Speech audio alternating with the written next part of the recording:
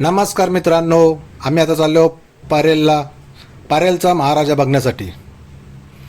हिला बघायचं आहे खास. आणि उद्या विसर्जन असेल 10 दिवसाचं, म्हणून आम्ही आज चाललो पारेलला. चला आता वाशी रेल्वे स्टेशनला आहे आम्ही.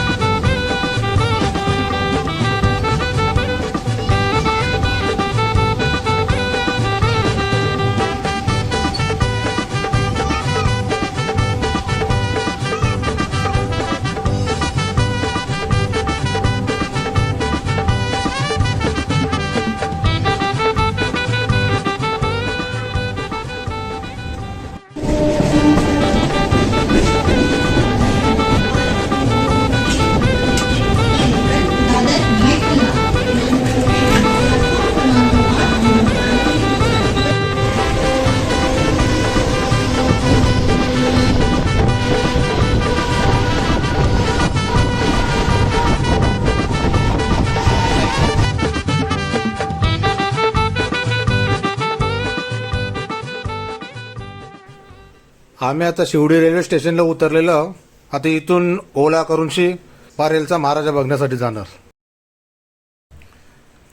खरं म्हणजे नॅन्सीला तो पारेलचा महाराजा बघायचा आहे, कारण ती मूर्ती जाम भारी आहे. 45 डिग्री अशी झुकलेली आहे गणपतीची. तिचं खास आकर्षण आहे. त्यात मूर्तिकार पण भारी जायचं. त्याचं नाव झालेलं आहे आता भरपूर. शिवडीलाच कारखाना आहे, पारेलला कारखाना आहे. तीच मूर्ती बघण्यासाठी आम्ही पहिल्या दिवसापासून निघाल्या. दररोज पाऊस, म्हणून आज कसं पाऊस असला तरी जावाचा, कारण 2 दिवसांनी विसर्जन आहे म्हणून निघाल्या. जावाचं म्हणजे जावाचंच. चला बघा तुम्ही पण कशी मूर्ती आहे ती बघू. एकदम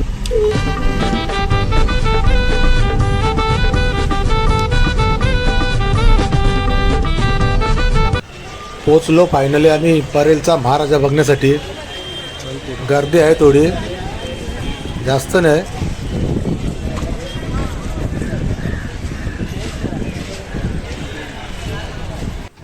आणि हे बघा, 30 रुपयाचं तिकीट शॉर्टकट जाण्यासाठी VIP. कारण बाजूला गर्दी आहे नॉर्मलमध्ये. ती गर्दी उगतच, जास्त गर्दी नाही, गर्दी करून ठेवलं. आणि हा बघा गणपती कसा, बापरे खतरनाक. 45 डिग्री झुकलेला, 2 टन त्याचं वजन आहे.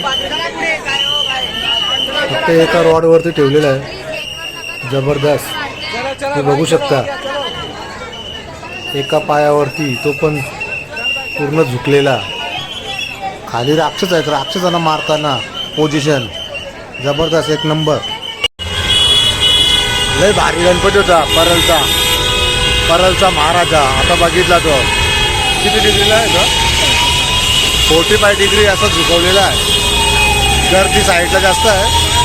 आम्ही 30 रुपये तिकीटमध्ये 5 मिनिटात लगेच जाऊन आलो.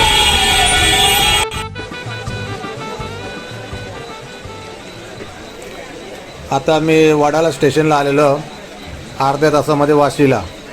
खरं म्हणजे नॅन्सीची इच्छा होती मूर्ती बघायची, कारण ती मूर्ती भारी होती. आणि मी पण बघितली यूट्यूबला, भारी वाटतो त्या, म्हणून मी आलो. नंतर असं मी लालबागला पण कधीच आलो नाही, मुंबईला कुठला सार्वजनिक बघायला आलो नाही मी. हे पहिल्यांदा, मूर्ती भारी होती म्हणून आलो.